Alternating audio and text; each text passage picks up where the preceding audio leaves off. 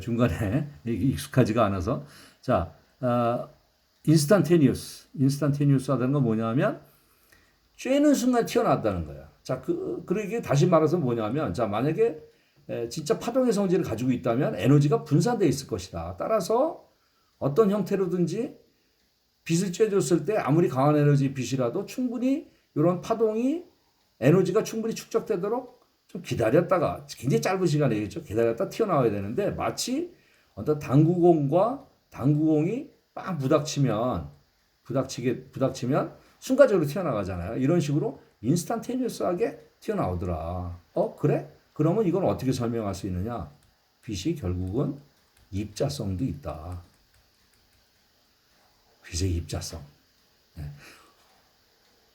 그런 것을 처음으로 증명을 한 거죠. 그래서 빛은 사실은 아까 얘기했지만 파동의 성질도 가지고 있고 입자의 성질도 가지고 있고, 근데 어느 게 맞고 어느 게 틀리다라고 얘기할 수 없습니다. 이런 걸 우리가 물질의 이중성이라고 합니다. 그래서 빛이 파동의 성질도 가지고 있고 또 입자의 성질도 가지고 있다. 이렇게 되는 거죠. 자, 그런데 우리가 이거를 잘 이해를 못 합니다. 이 이중성이라는 거를. 자, 보세요. 우리가, 파동이라는 것은, 잠깐만요. 네, 파동이라는 것은 하고, 파동성과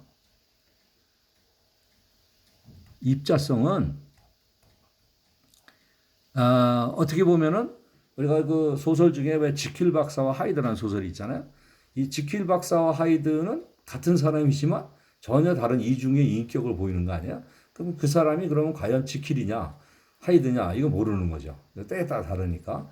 근데 우리가 물질에서도 파동성과 입자성을 동시에 가지고 있는데 이 파동성하고 입자성은 이게 전혀 성질이 다른 거거든요. 자, 예를 들어서 파동은 이렇게 되는 거야. 그리고 입자라는 것은 어떤 무엇이 뭉쳐 있는 겁니다. 그러니까 파동은 이렇게 봤을 때 여기에도 파동이 있고 여기도 파동이 있고 여기도 파동이 있고 그래서 어떤 위치가 분산돼 있어요.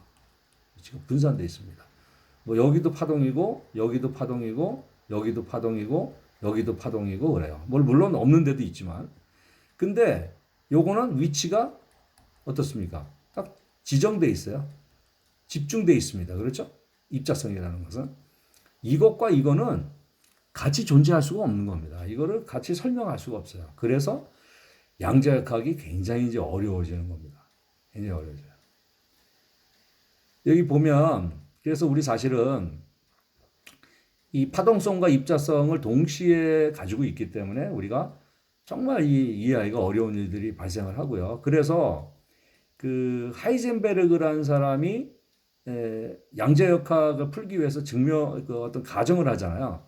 그 물리학 시간에 배웠을 텐데 xp 마이너스 px 이코르 i 하바라고 가정을 하죠. 이게 사실은 a 곱하기 b에다가 b 곱하기 a 하면은 0이 돼야 돼요. 근데 0이 아니고 i 하바가 되더라 하는 것을 이렇게 해야 모든 문제가 풀리더라 하고 하이젠베르그가 가정을 한 거죠. 그런데 이게 수학적으로 이게 사실은 이런 경우가 있을 수 있을까요? 있습니다. 그래서 요거를 잘 이해하기는 어렵지만 수학적으로 증명하기 위해서 두 가지 방법으로 접근합니다. 첫 번째는 무슨 방법이 있냐면요.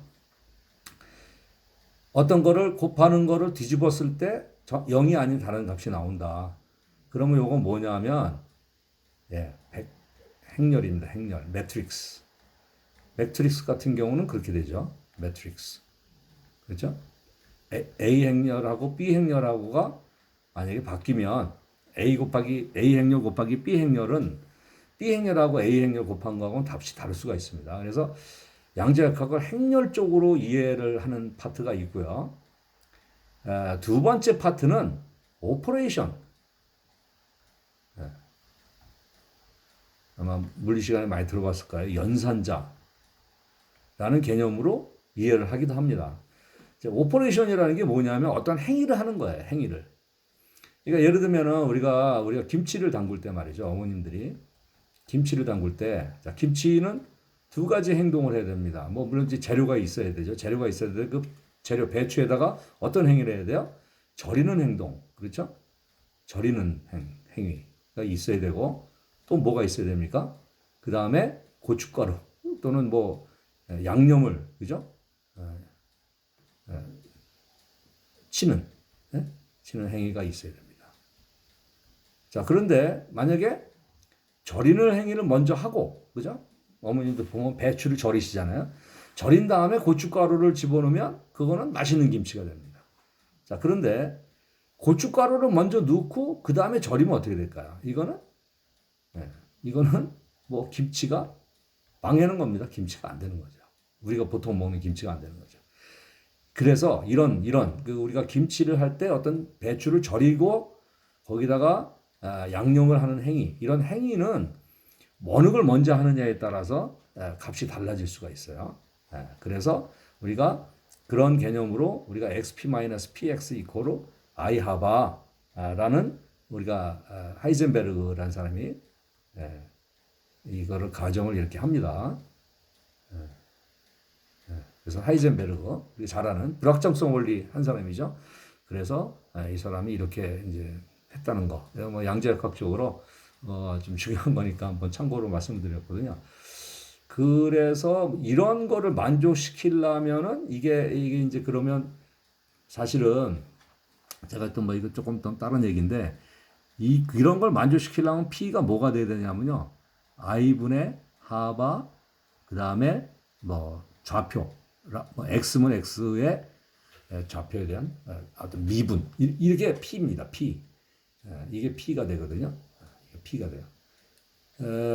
왜냐하면 요 관계식을 성립을 해야 되니까 우리 xp-px 이코로 I 하바라는 거 성립을 하려면 그러면 이제 운동량이 이렇게 됩니다.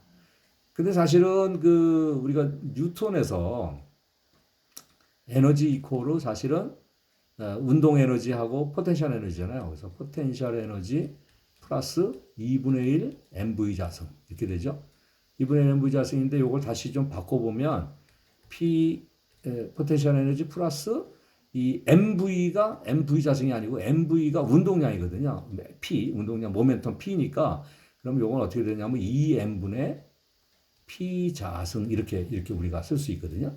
그 여기에다가 사실 이게 이 뉴턴이 사실은 대단한 사람인데 이 뉴턴의 식이 보통 입자에는 잘 성립이 돼요. 잘 성립이 되는데 이게 입자가 아닌 양자역학에서는 성립이 잘 안 되거든요. 그런데 요 P가 여기다가 P를 대신해서 집어넣으면 이게 그 유명한 슈레딩거 방정식이 되죠. 그래서 슈레딩거 방정식도 사실은 어디서 그냥 뜬금없이 나온 게 아니라 슈레딩거 방정식 쓰진 않겠습니다. 뭐 마이너스 뭐 이거죠. 2n분의 하바 스퀘어 뭐 델타 스퀘어 플러스 v에 우리가 궤도함수 프 사이에다가 이걸 하면 이게 2프 사이가 된다 이런 거 아닙니까? 이게 사실 이거하고 같은 식이거든요. 그래서 슈레딩거 방정식도 그냥 튀어나온 게 아니라 뉴턴의 역학에 기초를 둔 다만 여기서 P라는 것이 이런 식으로 지정이 되기 때문에 그 P 대신에 2n분의 P 자승 대신에 집어넣으면 요항이 나오고요. 다만 이게 P가 그냥 P가 아니고 항상 어떤 행위를 해야 되기 때문에 궤도함수에다가 이걸 했을 때 다시 궤도함수가 나오고 거기 기대치 즉 아이겐밸류 에너지가 나온다. 이런 식으로 양자역학을 이제 풀어야 되는 겁니다. 그래서 여기까지 해서 우리가 빛에 대해서 했고요. 자, 그러면 실제로 우리가 이제 보면 빛 에너지를 실제 사용하는 방법이 이겁니다. 이게 이제 뭐냐면 이쪽에 보면은 가스 디스차지라는 게 있어요. 그래서 여기 가스를 집어넣고 여기다가 가스에다가 여기 가스 어떤 입자가 있죠. 뭐 예를 들면은 뭐 수소가스도 있고 뭐 질소가스도 있을 수 있고 여기다가 플러스 디스차지를 하니까 에너지를 가해 주는 거죠. 그러면 요 놈이 이제 가스 분자가 에너지가 낮은 에너지에서 그렇죠? 낮은 에너지에서 높은 에너지로 가죠. 자, 높은 에너지로 올라간 상태에서 그대로 있을 수가 없으니까 여기서 낮은 에너지로 되면서 여기서 빛 에너지를 내주죠. 빛 에너지. 자, 빛 에너지 내주니까 요거를 잰 겁니다. 방출 스펙트럼. 자, 그러면 자, 여기서 프리즘을 통해서 빛이 이제 파동이니까 프리즘 통하면 이제 그 주파수에 따라서 휘거든요. 그러면 여기에 이제 이게 뭐 예를 들면은 뭐 진동수라고 표시했을 때, 진동수라고 표시했을 때, 진동수가 바이올렛이 이쪽이니까 진동수가 일로 가면서 증가하겠네요. 이쪽이 증가. 진동수가 증가한 방으로 보면 이런 식으로 어떤 특정한 픽이 나온다는 거죠. 연속적이 아니라 이렇게 불연속이라고 합니다. 불연속적 피크가 나오죠. 자, 이 얘기 뭐냐 하면 이 전자가 그 어떤 가스 분자에 있는 전자들은 모든 에너지가 다 가능하다면 여기서부터 여기까지가 다 모든 빛이 다 나와야죠. 모든 에너지가 하다면. 그런데 특정 에너지만 낸다는 얘기는 뭐냐면 이 높은 에너지 상태로 올라갈 때 허용되는 에너지가 한정이 돼 있구나. 그죠? 허용되는 에너지가 존재한다. 허용되지 않는 것도 존재하고. 그래서 허용되는 에너지가 있으면 거기에서부터 다시 낮은 에너지로 떨어지면서 빛을 내주거나 또는 빛을 받아들여서 이렇게 허용되는 에너지로 존재하는 높은 에너지로 가죠. 그래서 이제 이 처음에 이제 핵이 여기 있으면 전자들이 어떤 이런 식으로 그 마치 지구를 주위를 달이 돌고 있듯이 이런 식으로 행성과 비슷하게 이렇게 돌고 있다라고 이제 처음엔 생각을 했어요. 그런데 이거는 이제 어디까지나 전자가 이코르 입자다 이런 성질에서는 이게 이제 가능한데 사실은 이거 사실 맞지 않는 얘기입니다. 왜 그러냐면 전자가 입자성뿐만 아니라 사실은 파동성도 갖고 있고 또 어떤 의미에서 보면은 이렇게 뭐 전자가 만약에 여기서 이런 식으로 핵 주위를 이렇게 어떤 원을 그리면서 이렇게 원이든 타원이든 그리면서 돌고 있는 거는 이 사이의 인력 때문에 이렇게 계속해서 존재할 수가 없습니다. 에너지가 공급되지 않는 한 언젠가는 돌고 돌다가 우리가 이성이 에너지가 다 떨어지면 이렇게 해서 뽕 추락을 하게 되죠. 이런 식으로 안으로 들어오게 돼 있어요. 그래서 이거는 사실은 올바른 설명이 아닙니다. 그래서 우리가 현재 지금 이제 중요한 건 뭐냐면 전자가 입자성과 파동성을 다 가지고 있는데 이게 사실은 어떻게 생각하시면 되냐면요. 자유전자일 때는 입자성이 굉장히 중요해집니다. 지금 중요해지고 입자성이 중요해지고 만약에 이게 핵에 결합될 때 핵에 의해 잡혀 있을 때 핵에 의해 잡혀 있을 때 이때는 오히려 파동성이 굉장히 중요합니다. 파동성이. 그래서 파동의 중요성이 사실은 올라간다 하는 겁니다. 그래서 이 파동의 그 전자의 파동성 때문에 결합에서도 전자가 이제 우리가 결합을 하잖아요. 자, 결합을 하면 결국은 이게 전자와 이쪽 A라는 원자의 전자와 B라는 원자의 전자 사이에 어떤 둘이서 안 떨어지는 거죠. 자, 이거를 설명할 때는 전자의 입자성은 사실은 고려해 주지 않아도 좋습니다. 이때는 중요한 게 파동성만 고려해야 돼요. 파동성. 그래서 우리가 지금부터는 전자는 이 파동성이 굉장히 중요하다. 특히 핵에 의해서 잡혀 있을 때 그때 파동성이 중요하다 하는 관점에서 추가적으로 좀 강의를 하도록 하겠습니다. 요거는 에너지의 불연속성 아까 말씀드렸죠. 여기 지금 말했듯이 에너지가 이렇게 전자가 어떤 입자를 흥분시켰을 때 나올 수 있는 에너지가 이렇게 한정돼 있다. 특정한 값만 가지고 있다. 이게 불연속적이다라는 얘기입니다. 자, 그래서 불연속성하고 물질의 이중성 이게 굉장히 이제 중요한 개념인데요. 전자 같은 경우도 이제 빛은 지금 설명을 드렸죠. 광자라는 에너지가 어떤 집중되어 있는 형태를 가지고 있으면서도 또 파동성을 가지고 있다. 그렇죠? 다 가지고 있는데 이게 비대너지만 그런 게 아니라 전자도 그래요. 전자도 요 J.J. 탐슨이라는 사람이 이제 여기 아버지입니다. 아버지 탐슨하고 그 다음에 G.P. 탐슨이 이제 아들이에요. 아들인데 아버지하고 아들이 전자에 대해서 둘 다 공부를 해서 노벨상을 둘 다 받았습니다.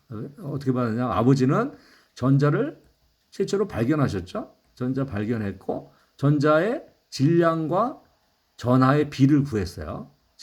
그랬으니까 요 질량이 있으니까 당연히 이건 뭐였어요? 입자죠. 입자. 입자성을 증명했다고 볼 수 있고요.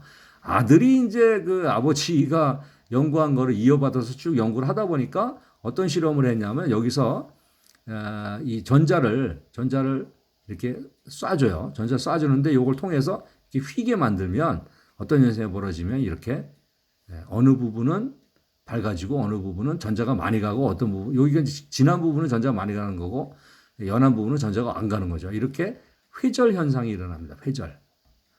이런 거 우리가 회절 현상이었는데 이런 회절 현상은 이건 파동의 어떤 독특한 특성이에요. 따라서 이 아들이 연구를 하다가 이 사람이 전자가 파동성입니다 해가지고 아버지 말이 틀리고 전자가 파동성이네요 해가지고 둘 다 노벨상을 받았습니다. 그래서 아마 노벨상 역사 중에서 아버지와 아들 사이에 이 노벨상을 받은 것도 아마 앞으로도 뭐 거의 불가능할 걸로 보이고요. 더군다나 그것도 똑같은 전자에 대해서 서로 다른 얘기를 하면서 둘 다 노벨상을 받았다는 것이 굉장히 좀 특이합니다. 자, 그래서 어쨌든 자, 뭐 이거는 마찬가지 비대에너지도 마찬가지 이렇게 회절 현상이 나서 파동이다. 그러니까 모든 물질이 다 입자성과 파동성을 동시에 가지고 있다. 뭐 이렇게 보시면 됩니다. 그런데 그 중에서도 이제 전자가 파동성이기 때문에 이제 파동의 특징을 한번 보세요. 여기 좀 보면은 어떤 파도가 있는 거죠. 예를 들어서 여기 지금 물에다가 돌을 딱 던지면, 그렇죠? 돌을 던지면 이 돌에서 동심원이 이렇게 생겨나가죠. 자, 동심원이 생겨나가면, 자, 여기 중첩되는 부분을 잘 보시면 이 중첩되는 부분이 이게 서로 어떻게 상쇄되는 부분도 생기고요. 서로 증가시키는 파트도 생깁니다. 그래서 상쇄와 증가가 일어납니다. 파동이기 때문에 그런 현상이 벌어지는 거죠. 이게 결합에서 굉장히 중요한 의미를 갖습니다. 그래서 우리가 결합을 이해하려면 이 상쇄, 증가, 이건 이제 상쇄 중첩, 증가 중첩 이렇게 되죠. 그래서 여기는 중첩이 자 파동함수가 있기 때문에 파동이 중첩이 되면 두 가지 중첩이 가능합니다.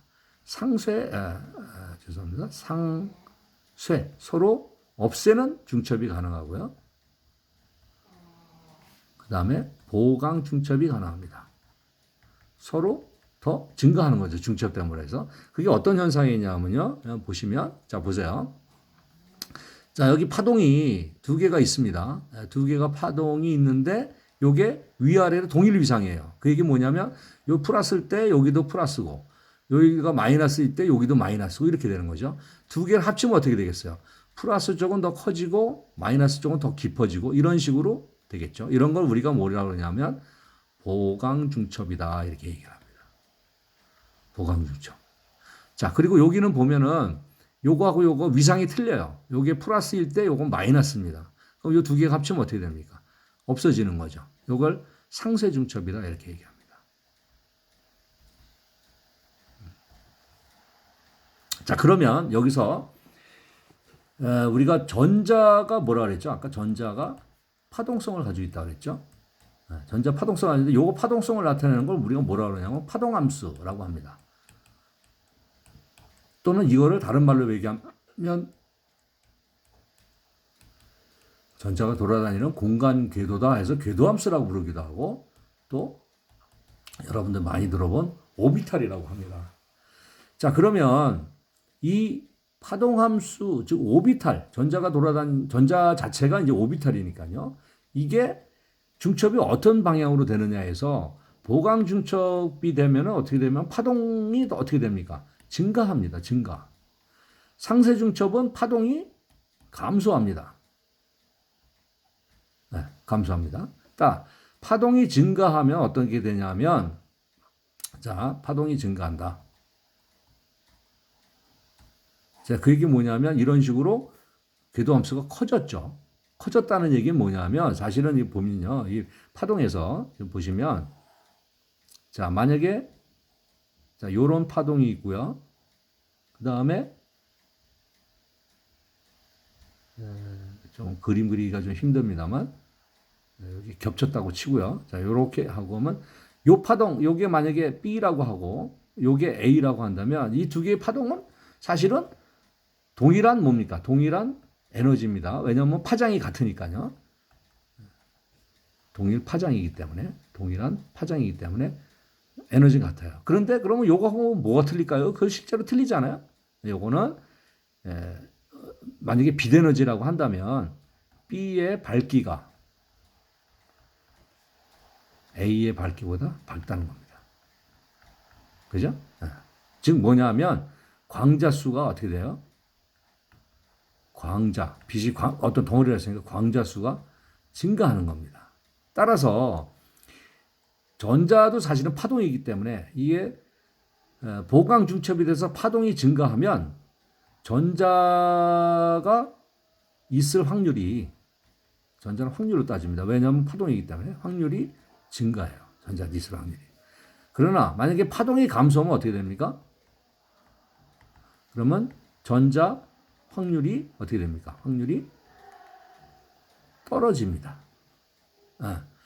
자, 그러면 파동이 증가한다는 얘기는 전자가 있을 확률이 늘어나는 거고 파동이 감소한다면 전자가 있을 확률이 줄어드는 현상이 벌어집니다.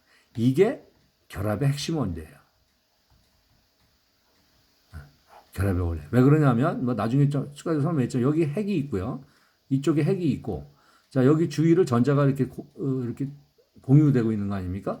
자, 근데 이 공유되는 게 주로 어디서 되냐면요. 요 부분. 즉 핵과 핵을 잇는 어떤 가상선상에서 그 가운데에 존재하게 됩니다. 자, 이렇게 되면 어떻게 될까요? 이 중첩이 됨으로 해서 자, 보세요. 파동이 증가했잖아요. 그죠? 파동이 이렇게 넓어졌잖아요.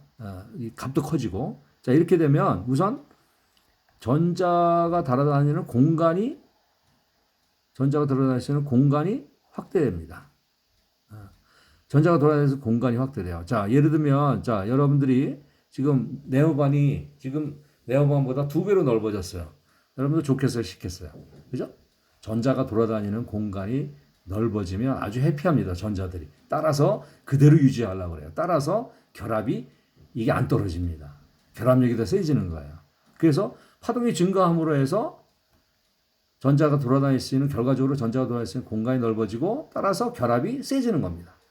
또 이 결합에 반대되는 요인을 생각해 보면 요 핵하고 사이에는 뭐가 작용해요? 핵과 핵 사이에는 반발력이 작용합니다. 서로 반발해요. 왜? 둘 다 양성자를 가지고 있고 플러스 전화를 가지고 있으니까요. 자, 그러면 이 반발력은 어떻게 될까요? 이 반발력은 이거를 이렇게 서로 밀어내는 역할을 합니다. 그렇죠? 핵을. 그럼 이건 결합의 해가 되는 거예요. 그런데 이 반발력이 작용하기 전에 여기서 전자들이 존재합니다. 여기 전자. 자, 전자들이 존재함으로 해서 어떨까요? 전자들이 존재함으로 해서 핵과 핵 사이에 작용하는 이 반발력을 감소시킵니다. 자, 그러니까 전자가 돌아다니는 공간이 넓어져서 해피해지고 또 핵과 핵 사이에 존재하는 반발력을 줄여줌으로써 또 해피해지고 이런 원인에 의해서 결과적으로 결합이라는 것은 결과적으로 보강 중첩에 의해서 파동이 증가하기 때문에 일어나는 현상이다. 이렇게 우리가 결합을 보시면 되겠습니다. 자, 여기까지 일단 끊겠습니다.